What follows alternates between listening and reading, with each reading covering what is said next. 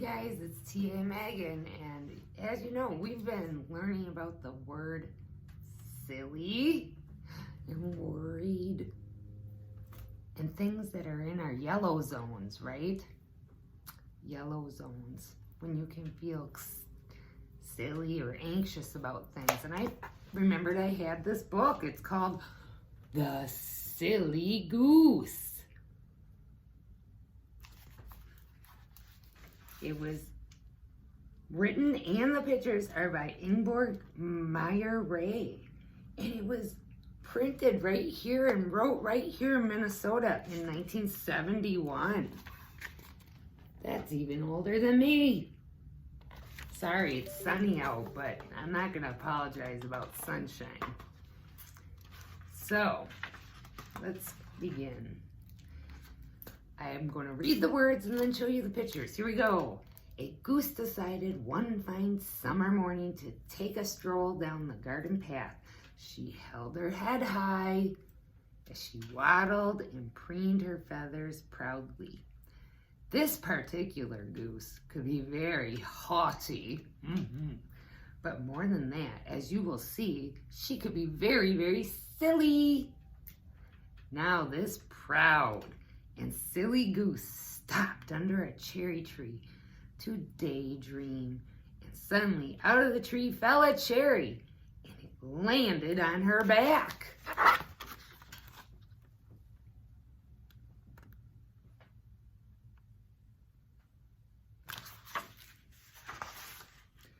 "Help!" cried the goose. "Oh, help!" she cried, and she waddled rapidly down the path. Uh-oh, she's overreacting, isn't she? She looks scared. At the end of the path, she met Mr. Rooster. "Oh, help, Mr. Rooster, please help me," she cried. "A piece of the sun fell down onto my back and it's turning my feathers bright red." Red. The sun is falling right out of the sky and it will turn everything in the world bright red. That's how you sign red. "I like my feathers their usual colors," Mr. Rooster said. "I don't want to be red." "We must warn all of our friends," said the silly goose. And Mr. Rooster agreed, so off they both ran.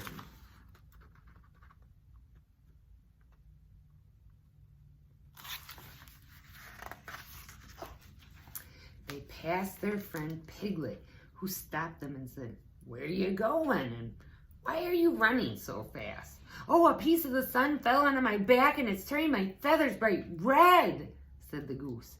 "We must warn all of our friends." "Oh dear," cried the piglet. "I'd rather stay pink." And so he joined them. The three of them raced in a line down the road and the silly goose squawked, "Mr. Rooster, cock-a-doodle-dood," and the piglet oinked and oinked. Well, they're all running.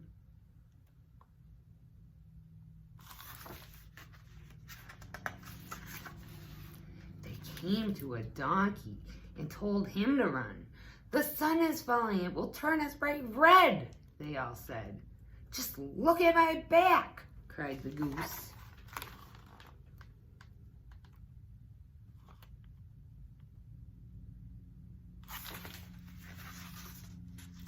"Oh dear," cried the donkey.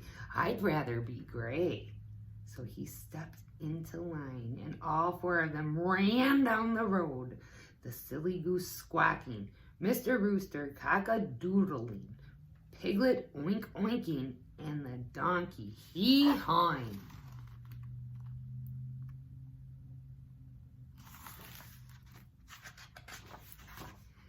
They ran and they ran till they came to a puddle.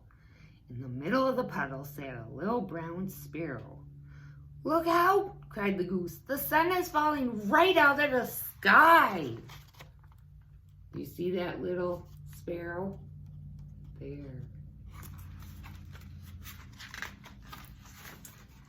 But the sparrow looked at them calmly and said, What makes you think that the sun is falling?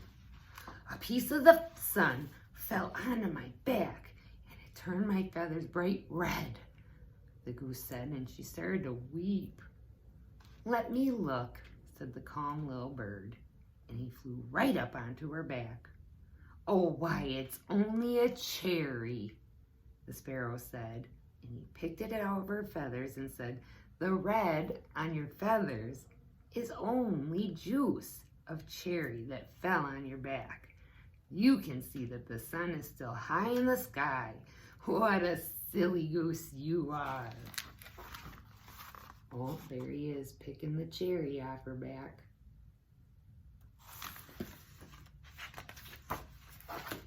Then the sparrow flew over all the other animals' heads and away. Oh, look at that. They're all looking up at that little sparrow.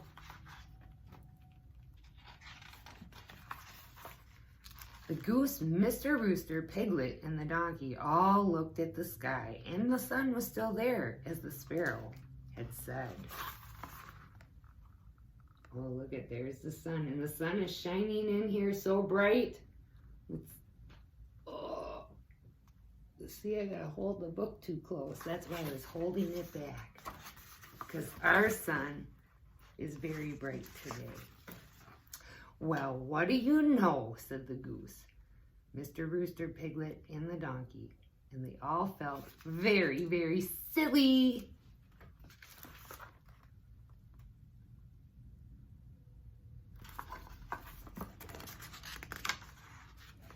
But the goose felt the silliest of all. And that is the end of this old book. I hope you liked the Silly Goose. And I will read to you some other time. Bye-bye.